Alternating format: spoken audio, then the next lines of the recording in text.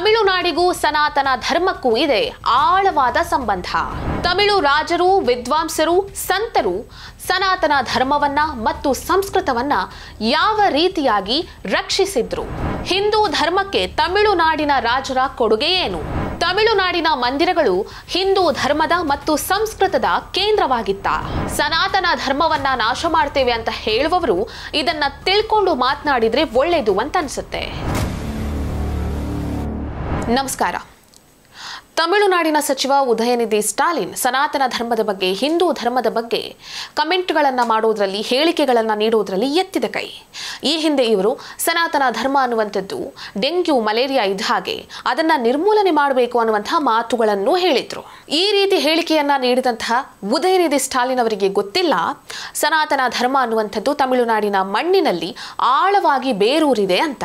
ತಮಿಳುನಾಡಿನ ರಾಜರು, ಸಂತರು, ವಿದ್ವಾಂಸರು ಯಾವ ರೀತಿಯಾಗಿ ಸನಾತನ ಧರ್ಮವನ್ನ ಮತ್ತು ಸಂಸ್ಕೃತವನ್ನ ರಕ್ಷಿಸಿದ್ರು, ತಮಿಳುನಾಡಿನ ಮಣ್ಣಿನಲ್ಲಿ, ಗಾಳಿಯಲ್ಲಿ, ಕಣ ಕಣದಲ್ಲಿ ಯಾವ ರೀತಿಯಾಗಿ ಹಿಂದೂ ಸಂಪ್ರದಾಯ, ಸನಾತನ ಧರ್ಮ ಮತ್ತು ಸಂಸ್ಕೃತ ಯಾವ ರೀತಿಯಾಗಿ ಬೇರೂರಿದೆ, ಜೊತೆಗೆ ತಮಿಳುನಾಡಿನ ರಾಜರು ಹಿಂದೂ ಧರ್ಮದ ರಕ್ಷಣೆಗಾಗಿ, ಸಂಸ್ಕೃತದ ಉಳಿವಿಗಾಗಿ ಏನೆಲ್ಲ ಕಾರ್ಯಕ್ರಮಗಳನ್ನು ಕೈಗೊಂಡಿದ್ರು, ಯಾವೆಲ್ಲ ಕೊಡುಗೆಗಳನ್ನು ನೀಡಿದ್ರು ಅನ್ನುವಂತಹ ಮಾಹಿತಿಯನ್ನ ಆರ್ಗನೈಸರ್ ವೀಕ್ಲಿ ಅನ್ನುವಂತಹ ಒಂದು ವೆಬ್ಸೈಟ್ ಮಾಹಿತಿಯನ್ನ ಪ್ರಕಟಿಸಿದೆ.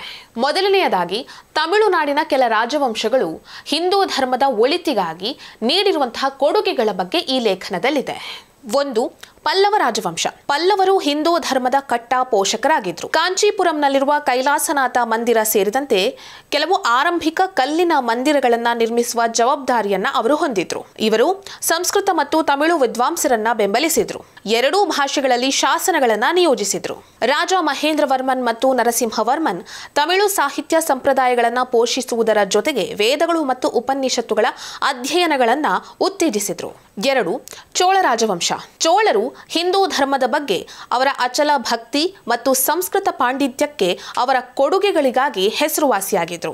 ರಾಜೇಂದ್ರ ಚೋಳನ ತಾಮ್ರ ಫಲಕಗಳು ಸಂಸ್ಕೃತವನ್ನ ಧಾರ್ಮಿಕ ಮತ್ತು ಶ್ರೀಮಂತ ಉದ್ದೇಶಗಳಿಗಾಗಿ ಬಳಸಲಾಗುತ್ತಿತ್ತು ಮತ್ತು ತಮಿಳು ಭಾಷೆಯನ್ನ ಆಡಳಿತಕ್ಕಾಗಿ ಬಳಸಲಾಗುತ್ತಿತ್ತು ಎಂದು ಬಹಿರಂಗಪಡಿಸುತ್ತವೆ.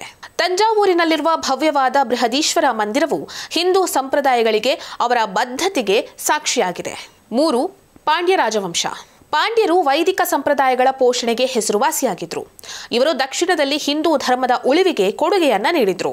ಮಧುರೈನಲ್ಲಿರುವ ಪ್ರಸಿದ್ಧ ಮೀನಾಕ್ಷಿ ಮಂದಿರವು ಸಂಸ್ಕೃತ ಕಲಿಕೆ ಮತ್ತು ವೈದಿಕ ಆಚರಣೆಗಳಿಗೆ ಕೇಂದ್ರವಾಗಿತ್ತು. ನಕ್ಕೀರರ್ ಮತ್ತು ಪರಿಮೆಲಘರ್ ಅವರಂತಹ ವಿದ್ವಾಂಸರು ಸಂಸ್ಕೃತ ಪಠ್ಯಗಳನ್ನ ತಮಿಳು ಭಾಷೆಗೆ ಭಾಷಾಂತರಿಸಿದ್ರು.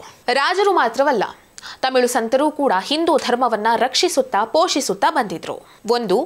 ಆಳ್ವಾರರು. ಪೆರಿಯಾಳ್ವಾರ್, ಆಂಡಾಳ್ ಮತ್ತು ನಮ್ಮಾಳ್ವರ್ ಮುಂತಾದ ಸಂತರು ಸಂಸ್ಕೃತ ಗ್ರಂಥಗಳಿಂದ ಪ್ರೇರಿತರಾಗಿ ತಮಿಳು ಸ್ತೋತ್ರಗಳನ್ನು ಬರೆದರು. ಶ್ರೇಷ್ಠ ವೈಷ್ಣವ ತತ್ವಜ್ಞಾನಿ ಶ್ರೀ ರಾಮಾನುಜಾಚಾರ್ಯರು ವಿಶಿಷ್ಟಾದ್ವೈತ ವೇದಾಂತವನ್ನ ಪುನರುಜ್ಜೀವನಗೊಳಿಸುವುದರ ಜೊತೆಗೆ ಸಂಸ್ಕೃತ ಮತ್ತು ತಮಿಳು ಹಿಂದೂ ಧರ್ಮ ಗ್ರಂಥಗಳನ್ನು ಪ್ರಚಾರ ಮಾಡುವಲ್ಲಿ ನಿರ್ಣಾಯಕ ಪಾತ್ರವನ್ನು ವಹಿಸಿದರು. 2. ನಾಯರ್ಗಳು. ಅಪ್ಪಾರ್, ಸುಂದರರ್ ಮತ್ತು ಮಣಿಕವಾಸಗರ್ ಅವರಂತಹ ಪ್ರಮುಖ ಸಂತರು ಹಿಂದೂ ಧರ್ಮದ ಮೂಲ ತತ್ವಗಳನ್ನು ಎತ್ತಿ ಹಿಡಿಯುವ ತಮಿಳು ಸ್ತೋತ್ರಗಳನ್ನು ರಚಿಸಿದ್ರು. ಅವರು ರಚಿಸಿದಂತಹ ಕೃತಿಗಳು ಸಂಸ್ಕೃತದ ಆಗಮಗಳು ಮತ್ತು ವೈದಿಕ ಸಂಪ್ರದಾಯಗಳೊಂದಿಗೆ ಹೊಂದಿಕೆಯಾಗುತ್ತವೆ. ತಮಿಳು ಮತ್ತು ಸಂಸ್ಕೃತ ಪರಸ್ಪರ ಪೂರಕವಾಗಿದೆ ಎಂಬುದನ್ನು ಪ್ರದರ್ಶಿಸುತ್ತವೆ. ಇನ್ನು ಮಂದಿರಗಳು ಯಾವ ರೀತಿಯಾಗಿ ಸಂಸ್ಕೃತ ಕಲಿಕೆ ಹಾಗೂ ಹಿಂದೂ ಧರ್ಮದ ಕೇಂದ್ರಗಳಾಗಿತ್ತು ಅನ್ನುವಂತಹ ವಿಚಾರಗಳು ಕೂಡ ಈ ಒಂದು ಲೇಖನದಲ್ಲಿದೆ. ಚಿದಂಬರ ಮಂದಿರ ವೈದಿಕ ಅಧ್ಯಯನದ ಕೇಂದ್ರವಾಗಿತ್ತು ಮತ್ತು ಪ್ರಸಿದ್ಧ ಸಂಸ್ಕೃತ ಆನಂದ ತಾಂಡವ ಸ್ತೋತ್ರವನ್ನು ಕೂಡ ಈ ಚಿದಂಬರ ಮಂದಿರದಲ್ಲಿ ರಚಿಸಲಾಗಿದೆ. ಕಾಂಚೀಪುರಂ ಅದ್ವೈತ ವೇದಾಂತದ ಕೇಂದ್ರವಾಗಿತ್ತು. ರಂಗನಾಥ ಸ್ವಾಮಿ ಮಂದಿರ ರಾಮಾನುಜಾಚಾರ್ಯರು ವಿಶಿಷ್ಟಾದ್ವೈತ ವೇದಾಂತವನ್ನ ಪ್ರಚಾರ ಮಾಡಿದ ಪವಿತ್ರ ಕ್ಷೇತ್ರ. ಇದು ಸಂಸ್ಕೃತ ಗ್ರಂಥಗಳ ನಿರಂತರತೆಯನ್ನ ಖಾತ್ರಿಪಡಿಸುತ್ತೆ. ಮಧುರೈನ ಮೀನಾಕ್ಷಿ ಮಂದಿರ. ಇದು ಶೈವ ಸಿದ್ಧಾಂತ ಮತ್ತು ವೈದಿಕ ಕಲಿಕಾ ಕೇಂದ್ರವಾಗಿತ್ತು. ತಮಿಳಿನ ವಿದ್ವಾಂಸರು ತಮಿಳಿನ ಜೊತೆಗೆ ಸಂಸ್ಕೃತಕ್ಕೂ ಯಾವ ರೀತಿಯಲ್ಲಿ ಪ್ರಾಮುಖ್ಯತೆಯನ್ನ ನೀಡಿದ್ರು ಅನ್ನುವಂತಹ ಮಾಹಿತಿಯು ಈ ಲೇಖನದಲ್ಲಿದೆ. ತಮಿಳಿನ ಮಹಾನ್ ಕವಿ ಕಂಬಾರರು ವಾಲ್ಮೀಕಿಯ ರಾಮಾಯಣವನ್ನ ತಮಿಳಿಗೆ ಭಾಷಾಂತರಿಸಿದ್ರು. ತಮಿಳು ಕವಿ ತಿರುವಳ್ಳುವರ್ ಧರ್ಮಶಾಸ್ತ್ರಗಳು ಮತ್ತು ಭಗವದ್ಗೀತೆಯಂತಹ ಸಂಸ್ಕೃತ ಗ್ರಂಥಗಳಿಂದ ಆಳವಾಗಿ ಪ್ರಭಾವಿತರಾಗಿದ್ರು. ತಮಿಳು ಮತ್ತು ಸಂಸ್ಕೃತ ಸಂಪ್ರದಾಯಗಳಲ್ಲಿ ಪೂಜಿಸಲ್ಪಡುವ ಋಷಿ ಅಗಸ್ತ್ಯರು ತಮಿಳುನಾಡಿಗೆ ಸಂಸ್ಕೃತ ಜ್ಞಾನವನ್ನ ತಂದರಲ್ಲದೆ ತಮಿಳು ವ್ಯಾಕರಣ ಮತ್ತು ಸಾಹಿತ್ಯವನ್ನ ಶ್ರೀಮಂತಗೊಳಿಸಿದ ಕೀರ್ತಿಗೆ ಇವರು ಪಾತ್ರರಾಗಿದ್ದಾರೆ. ಆದ್ದರಿಂದ ಈ ಲೇಖನವನ್ನ ಓದಿದಾಗ ಈ ಎಲ್ಲ ಮಾಹಿತಿಗಳನ್ನು ನೋಡಿದಾಗ ಹಿಂದೂ ಸಂಪ್ರದಾಯ, ಸನಾತನ ಧರ್ಮ ಮತ್ತು ಸಂಸ್ಕೃತ ಅನ್ನುವಂಥದ್ದು ತಮಿಳುನಾಡಿನ ಭಾಗವೇ ಆಗಿತ್ತು ಅನ್ನೋದು ಸಾಬೀತಾಗುತ್ತೆ.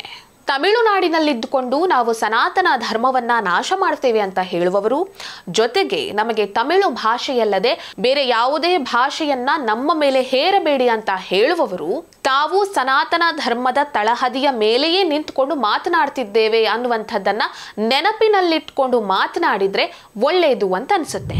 ಈ ವಿಡಿಯೋ ನಿಮಗೆ ಇಷ್ಟ ಆಗಿದ್ದಲ್ಲಿ ಲೈಕ್ ಮಾಡಿ, ಶೇರ್ ಮಾಡಿ, ಕಮೆಂಟ್ ಮಾಡಿ. ನೀವಿನ್ನೂ ನಮ್ಮ ಹೊಸದಿಗಂತ ಡಿಜಿಟಲ್ ಚಾನೆಲ್ ಅನ್ನ ಸಬ್ಸ್ಕ್ರೈಬ್ ಮಾಡಲಿಲ್ಲ ಅಂದ್ರೆ ದಯವಿಟ್ಟು ಸಬ್ಸ್ಕ್ರೈಬ್ ಮಾಡಿ. ಹೆಚ್ಚಿನ ಮಾಹಿತಿಗಾಗಿ ಪಕ್ಕದಲ್ಲೇ ಇರುವಂತಹ ಬೆಲ್ ಐಕನ್ ಅನ್ನ ಪ್ರೆಸ್ ಮಾಡಿ.